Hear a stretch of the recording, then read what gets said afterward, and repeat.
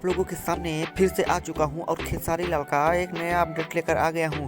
तो दोस्तों मैं आप लोगों को बता देना चाहता हूं कि खेसारी लाल का जितना भी गाना अपलोड होता है इसी चैनल पे अपलोड होता है। उस गाने का मतलब जो है न्यूज़ अपलोड होता है इस चैनल पर। तो दोस्तों जो गाना वो नया रिलीज हुआ है उस गाने को अगर आप लोग नहीं जानते हो तो आप लोग अगर इस वीडियो को देखोगे तो आप लोग जान जाओगे कि उस गाने का क्या नाम है। तो दोस्तों मैं आप लोगों को बता देना चाहता हूँ कि जो वो गाना है उस गाने का नाम है धनिया। तो दोस्तों जो खेसारी लाल का गाना था उस गाने का नाम है धनिया। तो अगर आप लोग को ये गाना नहीं मिला है तो आप लोग यूट्यूब पर सर्च करके इस गाने को देख लीजिए। और भाई लोग अगर आप लोग वीडियो को लाइक नहीं किए हो तो वीडियो को लाइक कर दीजिए। और आप लोग अगर मेरे चैनल को सब्सक्राइब नहीं किए हो तो चैनल को सब्सक्राइब कर दीजिए ताकि मेरा हर वीडियो आपके पास पहुंचता रहे।